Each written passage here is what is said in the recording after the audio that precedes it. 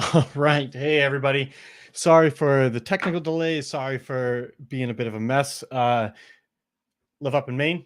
We had some snow that turned into ice, been out cleaning the driveway and very sweaty. Try to get presentable to you guys and then found out that it looked like the cat chewed through my the cable going in the modem. So got that fixed. We're all good to go. And this is a special edition of Office Hours because Jordan is taking a well-deserved vacation. And so he's going to be off for the next few days. He'll be back next week. And I thought this was a good time to talk to everybody about our new prop betting plan and also open up questions on sports betting in general, the plan, whatever it may be. At this point, I'm definitely not a DFS expert. If there are some questions in the end on DFS, I can try to get to those. But what we'll do is have probably Ross and Ruben keeping an eye on the Slack channel. They're not going to be there right away, but they'll be keeping an eye on that so they can get back to you with any other questions that I can answer later today. So jumping into things, the prop betting plan. This is something that has been in the works for a while now. Really excited to share it with everybody because honestly, it's been a pretty big moneymaker for people. Before I get into the details, I just want to say up front, this new plan, it's not going to be super cheap. It'll definitely be worth it. And we'll talk about that and talk about some guarantees and all of that in just a bit. But the other thing is that we aren't going to just let everybody in. And we'll talk about why that's so important. But like I was saying, we used to have a sports betting plan, which basically just gave people access to the simulation data where we would pull in all the data we're doing, create our projections, compare that against the odds on the publicly available books, and show what bets we liked. We never pushed it too hard because honestly, it was something that we didn't put a ton of effort into, frankly. We had the data. We thought it'd be interesting for people to look at and use in their own way, but we didn't have the bandwidth internally as a small team to really make picks to say we stand behind this bet. And so we didn't do that. We let people use it as they wanted. But as we've grown over the last few years and are starting to get more bandwidth, and as sports betting is becoming regulated across more and more of the country, we wanted to change that. And we've spent the last few months really thinking about the best way to do it. And I think what's important to talk about is really just the difference between the sports betting market and the DFS market, and how that impacts the data providers, the tools, the touts, everything in those spaces, because it's something that with how much noise there is out there, you really want to pay attention to this.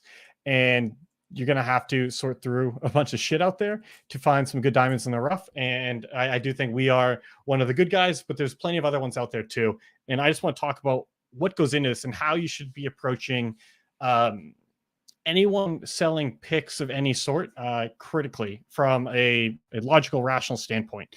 And really, the main difference between DFS and betting is that in DFS, the prices are set up front. So the salaries, you know exactly how much someone is going to cost. Everyone gets the same price. It doesn't matter how many people pick someone, their salary doesn't go up. It's the same price. And so obviously there's considerations around ownership and other strategy things that you have to keep in mind when building lineups. But we're all playing with the same odds, and we can't do anything to change that. In sports betting, it is a market, and the sports books act as a market maker, or bookmaker is really the correct term for this space. And what that just means is that in the beginning, they are going to post their best guess at the right odds. And as bets come in, they're going to move the odds up or down accordingly. It's kind of a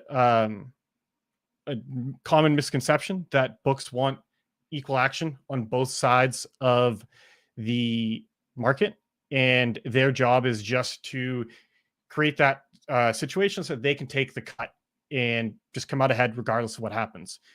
in some cases that happens, but that is not really their goal. They are going to be comfortable taking stands, and they're not going to end up trying to get that equal action. As the bets come in, they are going to be profiling the bettors to see who is sharp and who is not. And the sharper someone is and the more they're betting, the more they're going to move the lines. At the very beginning of when they post the odds for the first time, the limits are pretty low because they're still getting a feel for things. As they get more and more confident in their lines and the odds, they're going to open up the limits and allow people to bet more. So that's one of the obvious major differences between DFS and sports betting, is that, again, in betting, the odds change consistently, significantly, as the books get more and more information. And two people betting are not guaranteed to get the same odds. The other thing is that in DFS, you're playing against, assuming you're playing tournaments, you're playing against multiple opponents. And the big reason this matters is why it makes sense for sites like us to sell projections, or some of our partners to provide more analysis on the slates and give you more insight into who to play, or at least who to look into. And it's because of the fact that you're not just playing against one person. You're not playing against a person necessarily giving you the advice.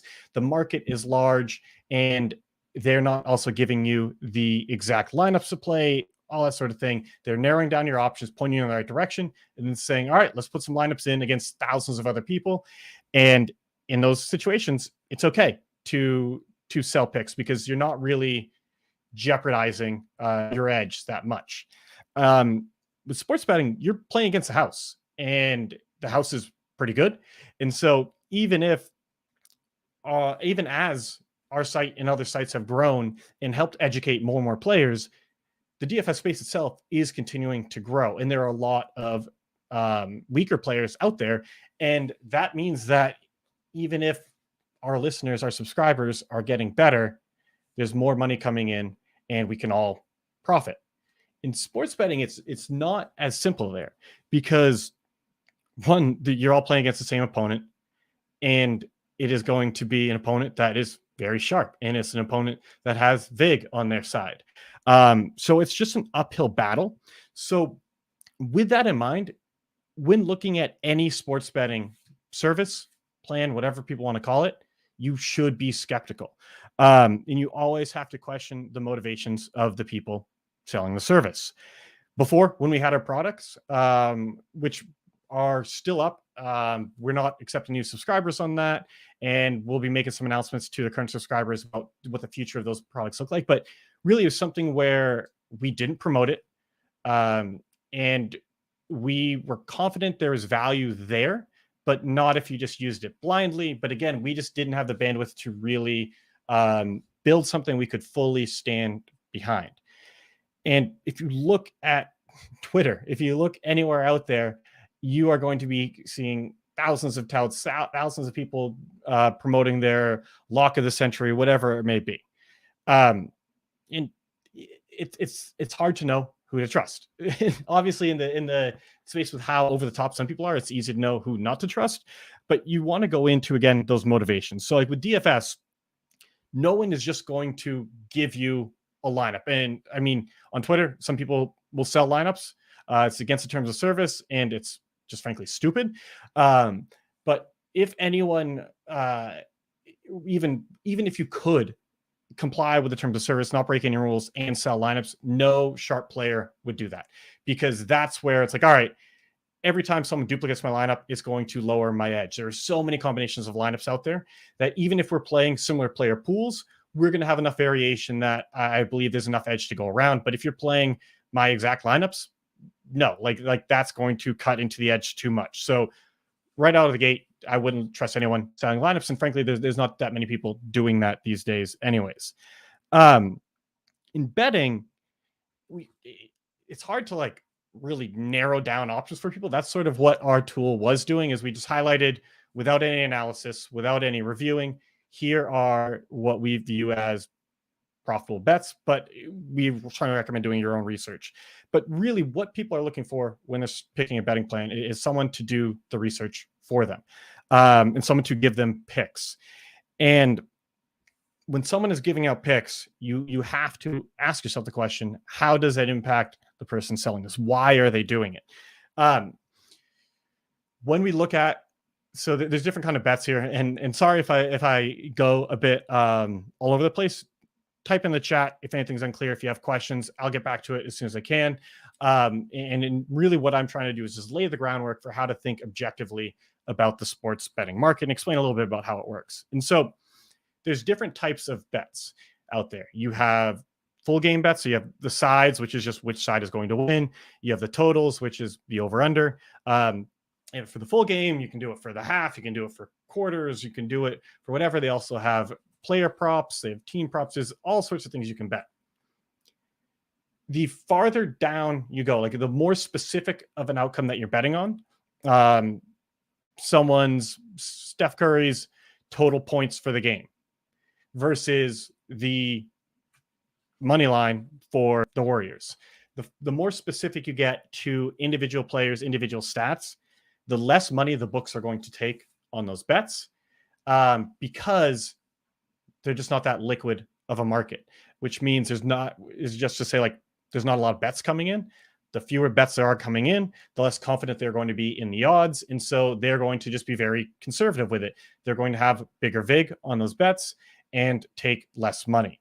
Whereas for a NFL, I mean, right on Super Bowl right now, it's pretty easy to get down 100K plus at most reputable books because there's so much action coming in that they're confident in the line and they're confident that they can move it quickly. And not just that, but also that once they move it, they'll get bets on the other side, because that's the other thing is in a market that's not very liquid. Sure, they might get a big bet and know, okay, we got to move this significantly. But if no one comes and bets again, they lost out on some edge there. And so for those big bets, the sides and the totals, the full game bets, those are very hard to beat. But they're pretty liquid markets, which that means that we could sell access to those bets without having a huge impact on our own use of that information. And that's really what it comes down to, is the question of, if these picks are so good, why are you giving them away? Why are you selling them? Why not just use them yourself? I think that's a valid question. And we, on our side, stand behind everything we do and bet everything that we sell. And so for those full game bets, I think it's reasonable to say, okay, someone could sell access to those bets without really hurting their edge, because what happens is you can still get down enough money on your own. The odds might change a bit, but it's not like you're going to have a line go from minus 110 to minus 170 super quickly. And so that means that, one, the person selling the pick can get value from it. And two, which is important for everyone listening, the subscribers can actually get in on that bet as well. The other part of that, though, is just, again, it's a very, very high barrier to clear to actually beat those markets. So be skeptical, again, of anyone doing that. Make sure that they're betting it themselves. And you don't want to follow a bet of a broke guy. Because if you're consistently beating those markets, you're going to be making good money.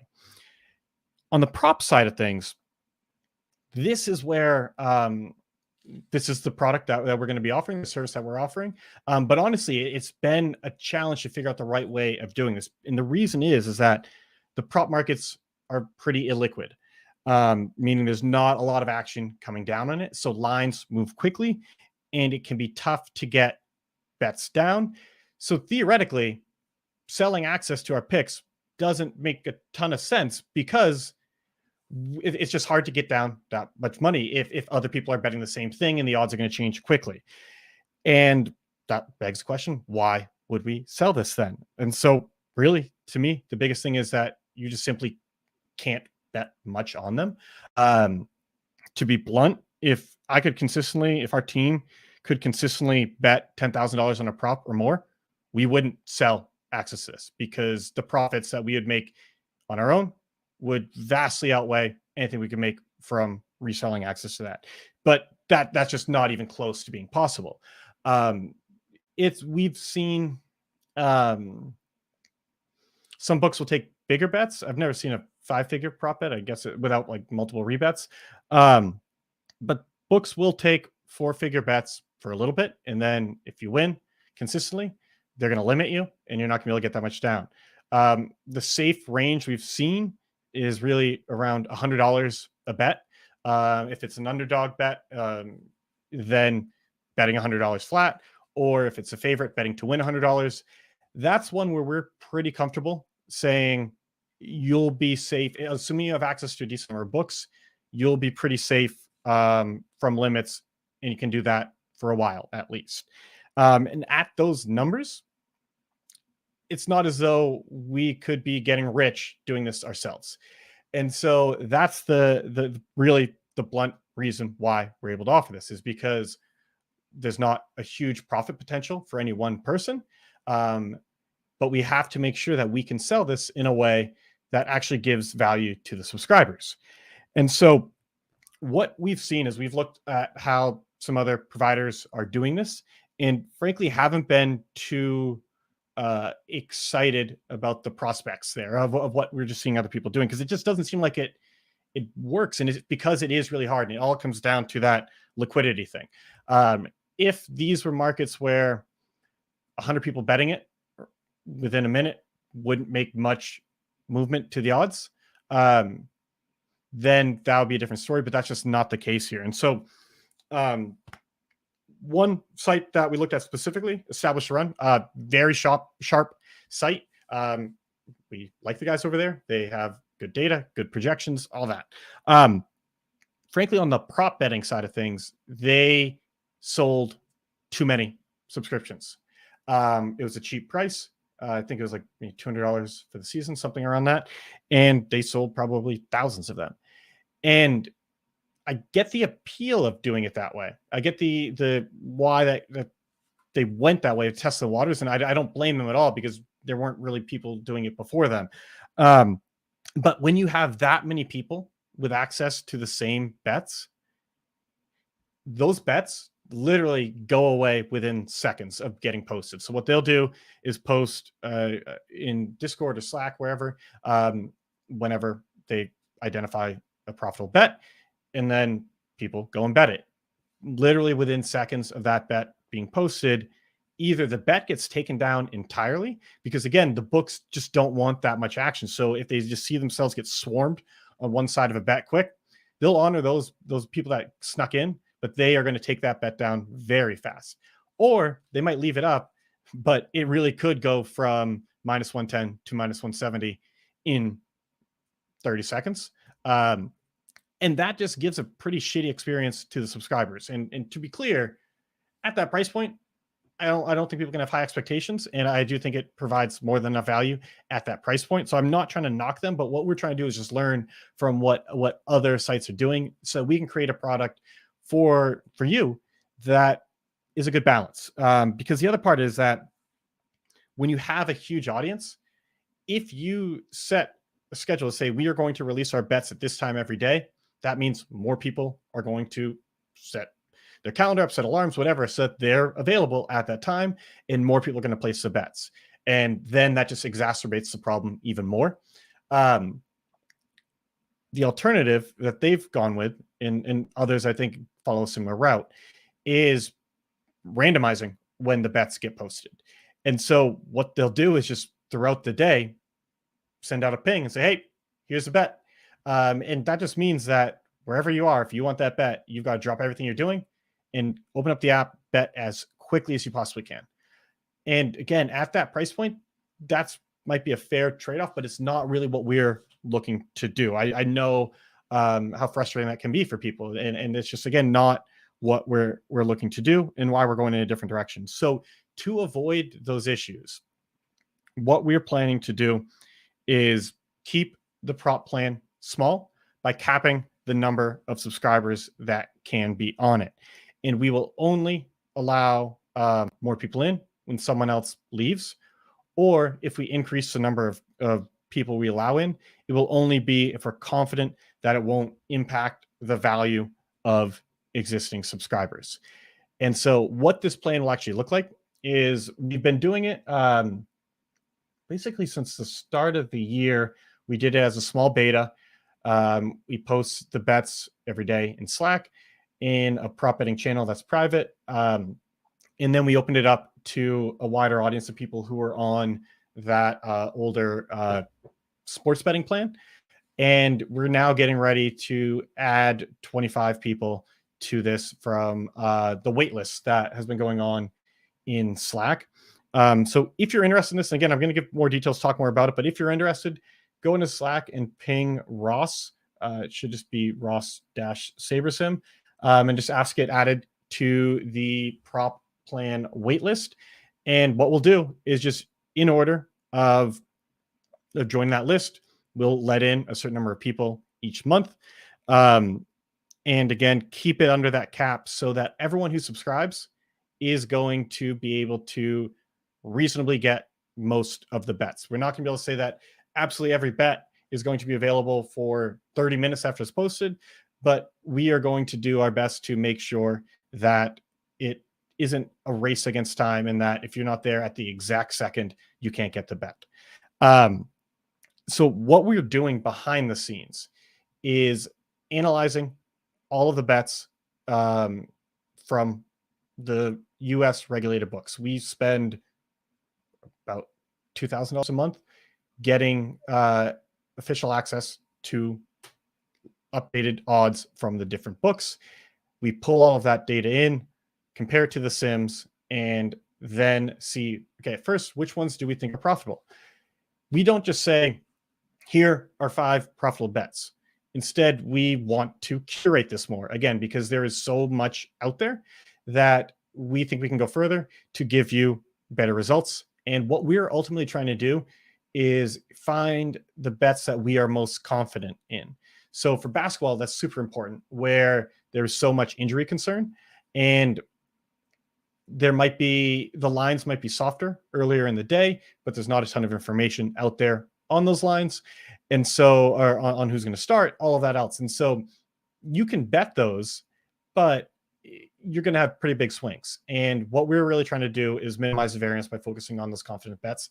So we are looking at all kinds of different variables, and Ross and I have refined a process for narrowing down the bets to between 5 and 10. We haven't figured out an exact number of how many bets we will share each day, but it'll be between 5 and 10 would be my guess. Again, only if there's profitable ones, especially on smaller slates. There just might not be any good bets. We're not going to force it. But yeah, so what we do is every day around 7 p.m. And as this goes on, we'll bring some more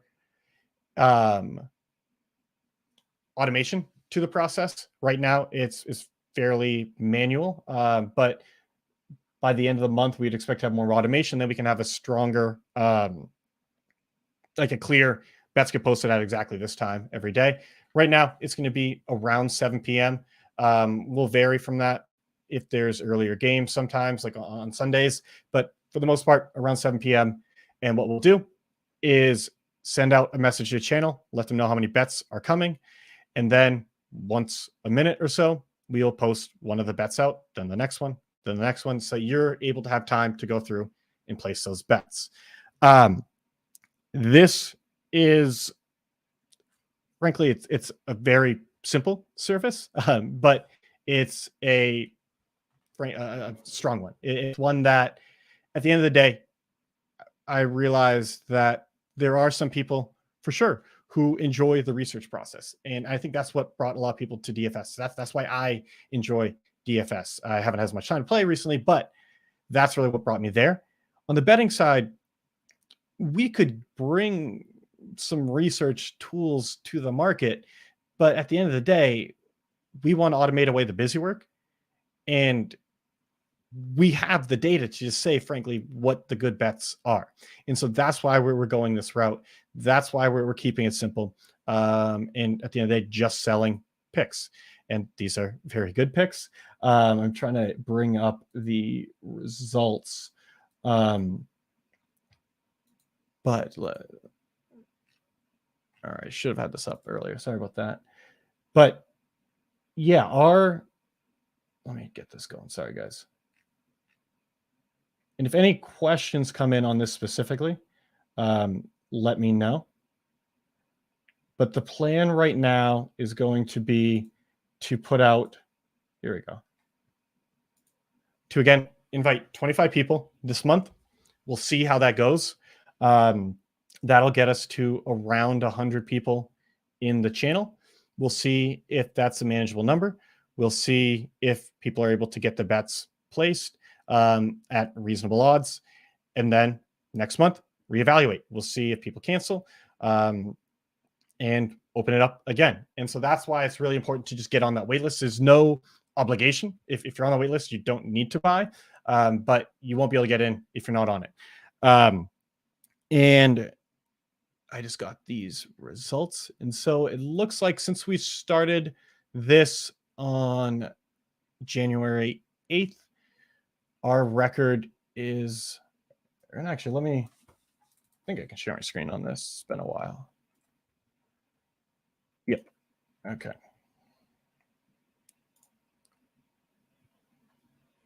I'll just go through and share the actual spreadsheet. So since January 8th, our record is, and these are for the publicly posted bets. There's no, there's nothing like that hasn't been shared publicly. If sometimes there are bets that we'll post and then injury news will come out or whatever it may be, we'll just mark those as void so that they don't count for or against the results. And yeah, the record is 113, 74, and then 2 that were either pushes, which would probably be tough depending on the bet, or they're just void. If you're betting units, it would be plus 56.6 units.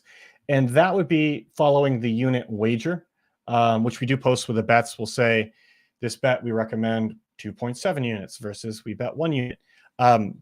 Honestly, this is something that I'm not sure we'll continue doing. And the reason for that comes back to just the realities of the prop betting market, is that the more you bet, the more you risk getting limited. And we want to make this as sustainable a product for all of you as possible. There still is going to be a good chance of getting limited, but there are ways to work around that. And so the big thing I think is just using what we're calling a flat bet option. And so that would be saying that you're going to, on favorites, so like if it's a minus 120, that would be betting to win 1 unit. So if your unit is $100, that'll be betting $120, or betting 1 unit on the underdogs. That's going to be a safer way to bet long-term. And it will theoretically lower your profit because there are going to be some bets that we just think are better than others. But as you can see, so this would have been, say you had $100 a unit.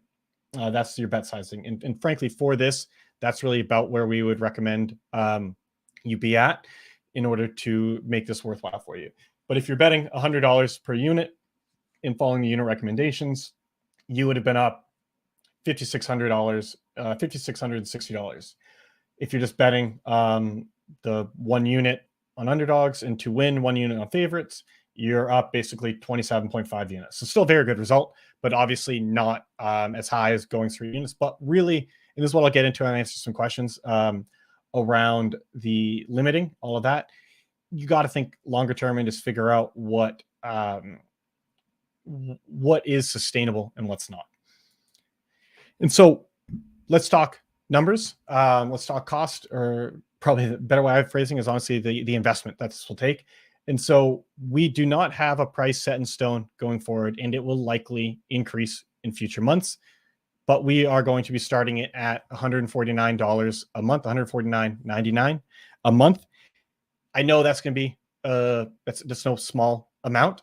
It is an investment that you'll have to think about, and that is why I did say I do think this is going to be for people who are betting $100 or more at a time without putting normal expenses at risk, like with it following reasonable bankroll management.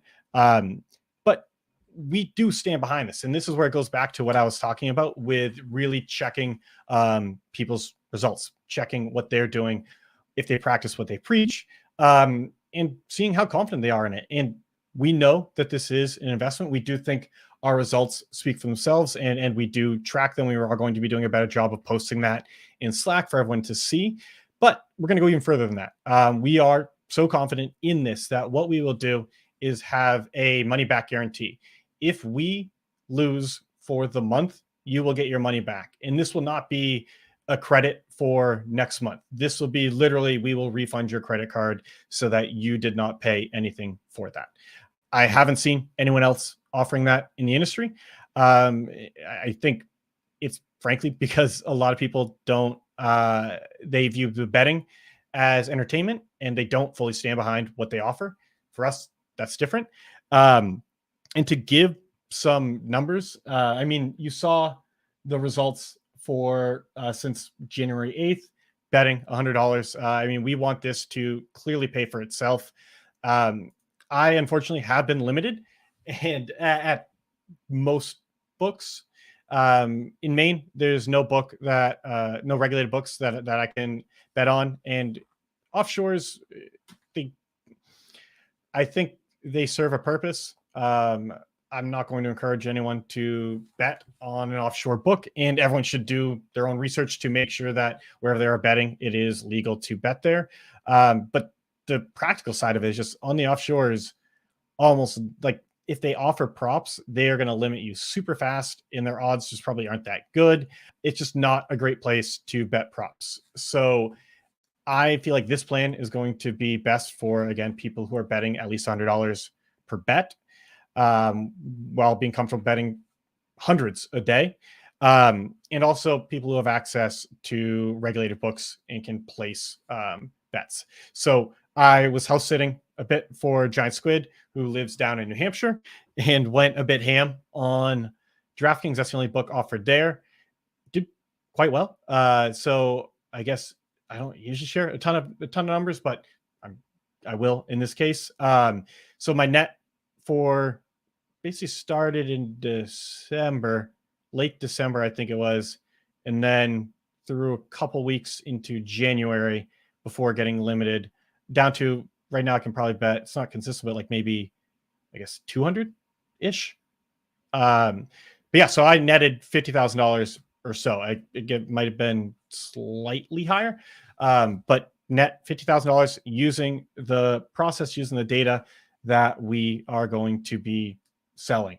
And I know people, I'm not going to share names of anyone else's numbers without their permission, but I can confidently say that I know other people have made six figures with this data. I am not claiming that you are going to make that amount of money. I am not making any specific claims as to the profit. All I will say, though, is that we do stand behind this and we do bet it ourselves. And we will offer that money back guarantee if we don't profit for the month. So any questions on this at all, let me know. To get on that wait list, DM Ross in Slack and just say, hey, can you please add me to the prop betting wait list? We'll be opening it up tomorrow. And the way it's going to work is we've got 25 spots. So what I'm going to do tomorrow, I will email the first 25 people on the wait list and say, hey guys, you have an invite to join. It's valid for 24 hours and sign up if you'd like. Here's the link to make the payment. Once you make the payment, we'll get you added to the Slack channel, and you'll start getting the bets there. If not everyone signs up, I will then go back to the wait list and kind of just open it up in mass to the rest of the wait list. And this will probably change as that wait list gets a bit bigger. But we'll say, okay, there's a certain number of spots left. First come, first serve. So the first, say, 5 people, whatever it may be, to sign up, get access. In 24 hours, we'll shut that off. And that makes it so that we can keep a tight window on when people are signing up so that we can make sure we're honoring the cap we've set to subscribers. And also just so we can frankly track the results for that month, because right now it's like early February. And so it's not as though I can just say, okay, on March 1, what are our results been for February? No, we want to make sure that we are doing this to the T and tracking the right period for that money back guarantee. And also we need to just see in future months when who renewed and who didn't. And frankly, I expect the renewal rate to be very high. It should be, because this isn't free money, but it's about as close as you can get. And if we hold up our end of the bargain by sharing good bets, I don't expect people to leave unless they get limited, unless they quit for other reasons, like whatever it may be. So I would expect some churn through people being limited, some churn from people just moving on to whatever else it may be, whatever. But it's probably going to be good to get in there as soon as you can. Let me bring up some questions that we had. Got a good question. How did you do on the golf simulator? So Squid has a golf simulator in his house. He's getting ready for a bet with one of his buddies. It's like I don't think he'll care if I say this, but oh well. It's a $10,000 bet with one of his buddies. Squid, up until like the bet, would play golf maybe once or twice a year. He's an athletic guy, so could get his way around the course, was not good by any means. Whereas his buddy with the bet is against shoots mid 80s or so. No handicap, just straight up match. And so he has been training significantly for this. And as part of that, got a simulator set up at his house. And that was one of the main benefits of the house sitting. Really, it's just an excuse for me to play more golf on the simulator. Went pretty well. I think it'll be a bit before Julian can catch up with me on driving distance. But we'll see how it goes. Let's jump into the actual questions. So I asked the guys on the team just what are some of the questions they had themselves as they've gotten into this more, and had some good ones here. All right. So one of the things that was brought up is, should I bet units? Should I follow the unit recommendations, or should I do a flat bet?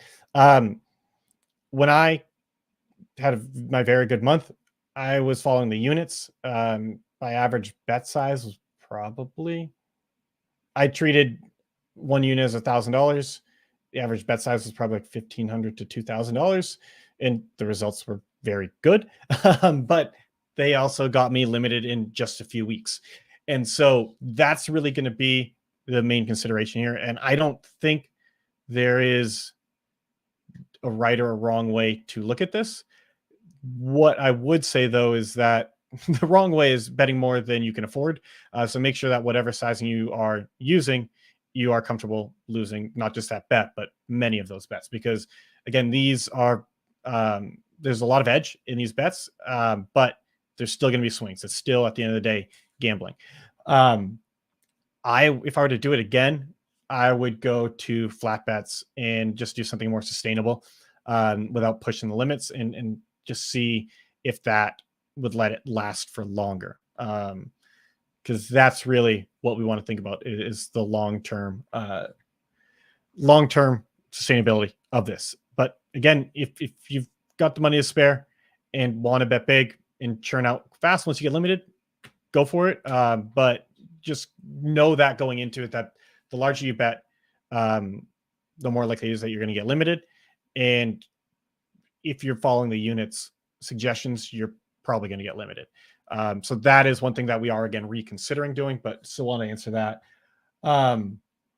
Matt mentioned, good question is, and I remember what Jordan did on these. He would paste the question in, put it up on the screen. All right. How should I adjust my units bet when the odds aren't as good, but are still bettable? And so what this means is that sometimes you might be coming in later and you missed the bets when they were first posted. So last night, Christian Wood, over 11.5 rebounds and assists at minus 105. We also include a number that says play to blank. So for this one is play 2 minus 133. The way we've set this up is it is good for a 1 unit bet up to minus 133. Beyond that, it's not that it immediately becomes minus EV at minus 134, but the edge goes down significantly and it shouldn't be a full unit at that point. So I would be just cautious here of betting outside of our play 2 number. But that's really up to you. And again, what it's just really is you don't want to turn this into just pure gambling. If you just want to have some action on it and the odds went to minus 150, put a smaller bet down, much smaller, and just view it as gambling. But I would really just try to get there as close to when the bets are posted as you can, so that the odds don't change much. Because again, we want these bets to last for minutes, so that it's not truly a race against the clock, but they're not that liquid of a market, so they will move. And if you come a bit later, you're not going to get the same odds. So that's, I guess, how I'd handle that. Jumping back over to other questions. Oh, so this is related, but it is, how can I know if the bet is still playable if the target line has moved? And so, yeah, I'll probably phrase this as just the target has moved. And what that means is, like in that bet I gave as an example, over 11.5 rebounds plus assists. That would be if it went to over 12.5. So it's a different number entirely. Right now, there's not a great way to do this, like precisely. And so the rule of thumb will be the bigger the unit suggestion, the more likely it is that it's okay to bet if the target moved up 1 or down 1 point. Like if it moved, made it a slightly worse bet. So on an over, if the number went up, the target went up, or on an under, if the target went down. But again, this goes back to the last thing, size down, and don't bet the full units there, because again, it is a less profitable bet at that point. This is something we're trying to figure out how to do without making it super complicated. Once we automate things a bit more, I think we'll be able to do it just much easier, where we can say, if move, like we'll just have more data where it'll say over 11.5 rebounds and assists, play to minus 133. And then we can have like a separate line that says if moves to 12.5, play to minus 110, something like that. So yeah, again, right now, use your judgment. The more there are, like if it's a 1.4 unit bet, I probably wouldn't bet if it moves to 12.5. If it's a bigger unit bet, you can be a little more comfortable with still size down. All right, so we got some other questions coming in. What happens when other sports start? And then from Tamakos, and had a follow-up question. Did you consider giving one group NBA bets and another group MLB bets to open up to more people? Yes, this is what we're going to be doing. Right now, the plans are going to be sports specific, and I should have been clear about that before. We are currently offering the NBA prop plan. That will not give access to MLB when that starts, if that starts, or NFL, but it will give access for NBA, and that will make it easier to allow more people in. I think a lot of it depends on how you're going to view this. Is if you're viewing this as more of an investment, and again, there are no guarantees about returns other than saying if our record isn't positive after the month, we will give you your money back, but we're not guaranteeing specific returns or anything like that. If you're looking at it as an investment, I would probably just sign up for any of the plans that we offer, even if you don't like the sport. But if you really are doing this as a way to just get more involved in a specific sport that you follow, sign up for the one that you like. Don't worry about the other ones. But yeah, that is our plan, is to do this by sport. And so Barry asked, when is best time of day to place bets?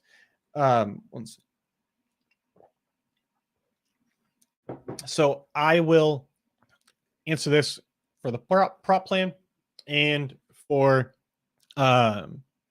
just in general. For the prop plan, you do want to bet as close to when the bets are posted as you can, because again, the lines are going to move. Really, what we're trying to do by limiting the number of subscribers to it is make it so that we're not saying that the bets will last for 15 minutes even. But we want it to last like a couple minutes. And more than that, though, we want to be able to offer the bets at a specific time so that you're not a slave to your phone, constantly keeping track of this and having to like have it interfere with other parts of your life. I think at a higher investment for the plan, we should be able to make it so that you're able to balance this with everything else you have going on. And so that being said, it still is like I would try to be there as close to that time as you can. But outside of the prop betting plan, in general, you want to bet earlier. This is where it gets complicated. I think in NBA, this isn't great advice for most people because ultimately it comes down to uncertainty. And with how many questionables there are and the varying degrees of actual questionability, meaning like how likely is this person to play, it's going to be super hard to know what information is factored in, what the reality is, and make an educated guess on the bet. I think if you look at basketball games with no questionable players, you could bet earlier. But again, news still can come out close to the game. So like that's the one caveat is that theoretically, as it's the same as any market. As there are more bets, as more time goes on and more information is shown to the bookmaker, they're able to set better odds. And so in the beginning, the odds aren't as good because they don't know enough they haven't seen that much. So the first number they post up is on average going to be the weakest number. One, you can't bet a ton on those, but you usually still get an okay amount down. But you also don't know a lot either.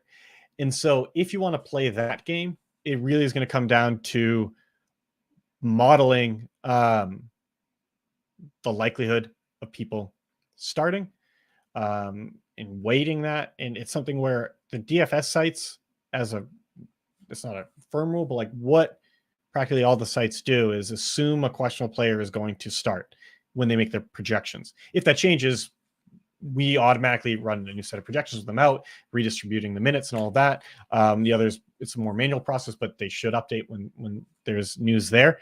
But it's the base projections assume that they're playing. And if there's like 4 questionables, they're probably not all going to play. And this is something that we have talked about for future seasons is having more weighted projections. I'm not sure how much value there is in DFS because really for DFS, you should wait as much as late as you can for basketball specifically. But like to do this correctly, I know I'm rambling, but it's an interesting point. To do it correctly, what we would have to do is have an accurate confidence number of saying how likely is this player to play? How does that impact the likelihood of the other players playing? When they're out, who else is going to play? And then you'd run, rather than just running 5,000 sims with one set of assumptions, you'd probably run like 20,000 sims where there's proportionally different starting lineups in different people out in each of those, average those together.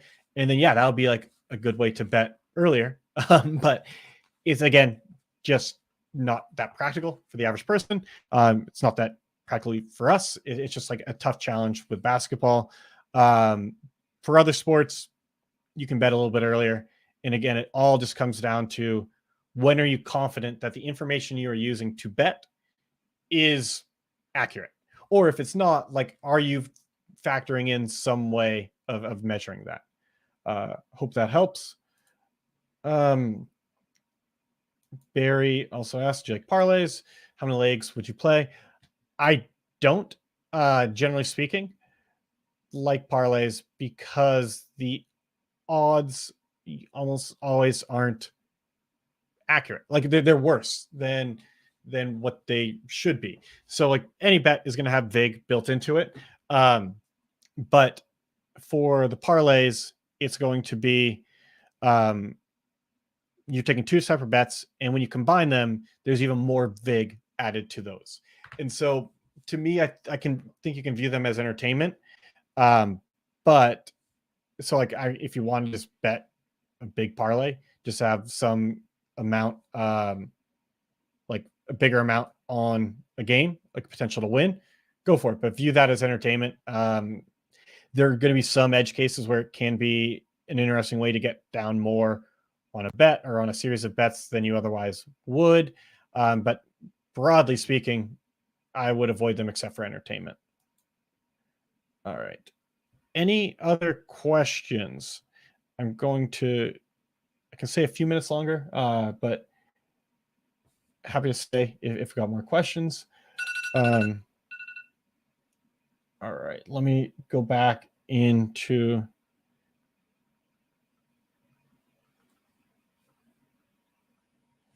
Slack to just get some of those last questions.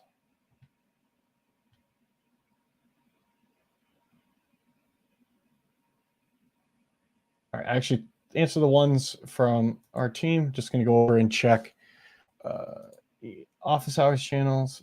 Okay. Bionic Knee asked, is there more of a... Okay.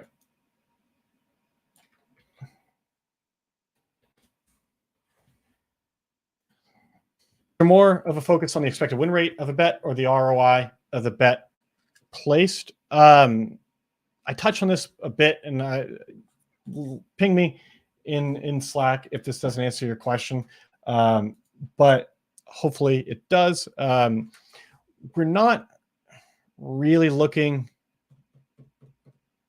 at the ROI necessarily. It is one of the factors that we're going to look at, but not directly. One of the biggest factors in how we choose our bets is going to be using the Kelly criterion. I would Google that. There's lots of information about that used for betting, and it's basically it's a risk management formula. One of the big things in that is that the more likely a bet is to win, the more you should bet there in general. So because of that, like, it's not as though we're like singling out that factor.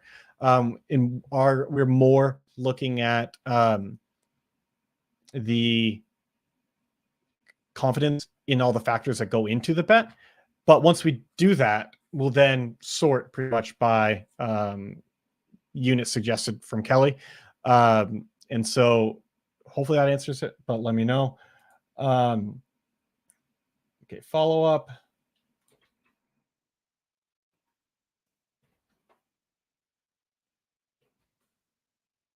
All right, I'm not going to post all these in the chat. It's just taking me too much time. I'm not as quick as Jordan. But all right, so for those of us who are more comfortable in our betting, how do you recommend using SaberSim as a resource in placing your own bets in addition to the provided picks? This is probably a topic for like an entire other video. The easiest thing I would say is when we talked about what should I do when there's a different target and things like that, look at our suggested units when we post those bets. But I would also look at the go into the DFS side of SaberSim and look at what we're actually projecting for the combination of those stats or for the individual stat, like whatever it may be. So it can give you another data point. But outside of that, I don't have any great concrete suggestions for like building a full betting strategy around our tools. And it's more saying we'll do our best to give you every day a portfolio of profitable bets. He also asked, discount if pay for a year up front and or signing up for all sports. Honestly, I'm not sure. We might do... I could see paying for the full, because it is going to be a different plan for each sport. I could see doing it by season. The challenge is that I don't want someone to get locked in to a plan if they then get limited a month in. And so that's why I do like the monthly option. And I just that's really my concern, is that if we can get a good system down where we're confident people betting this amount can last a full season, I'd be okay. I'd be open to doing a discount for the full season up front, but I just don't want someone to pay a big amount up front and then not actually be able to use the service for the time period, and then dealing with refunds and all that. It just might be more harm than it's worth.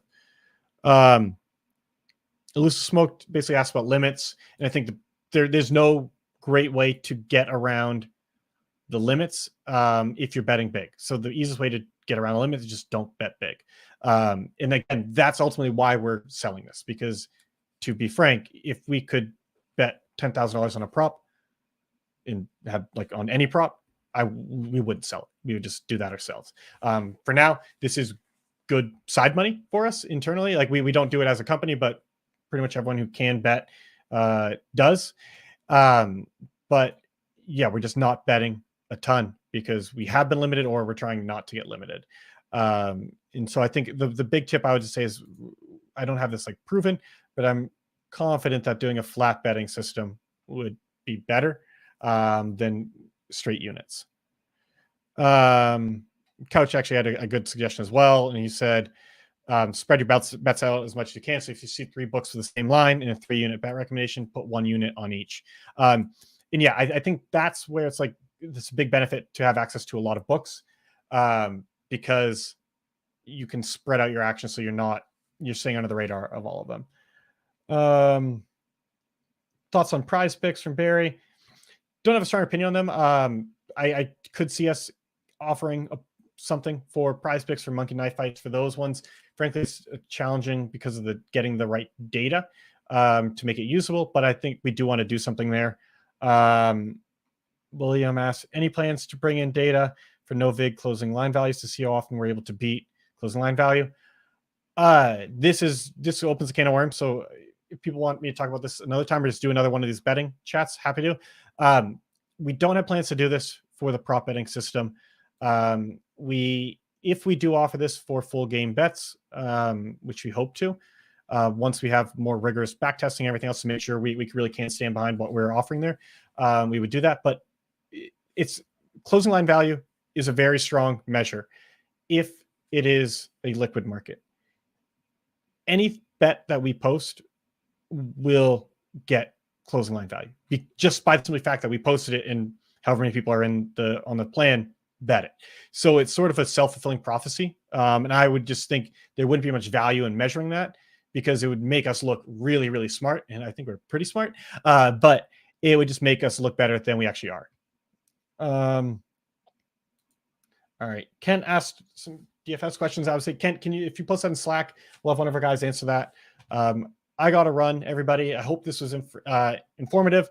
Happy to do another of these again if you guys found it valuable, but definitely check out the prop betting plan for NBA, which is going to be opening up tomorrow to the first 25 people on the wait list. We already are at that limit. We have more than that on the wait list, but get yourself on that list as soon as possible so that you can get into the plan, because again, people are doing very well. Like I said, I netted $50,000 over like a 3-week period, something like that. Again, can't guarantee that for everybody, but we are doing that money back guarantee where if our results are not profitable for the month, we'll refund the payment. Yeah. Thanks guys. Thanks for bearing with me. I know I'm not smooth with this as Jordan, but it's fun getting back on here. Hope everyone has a good rest of the day. See you, everybody.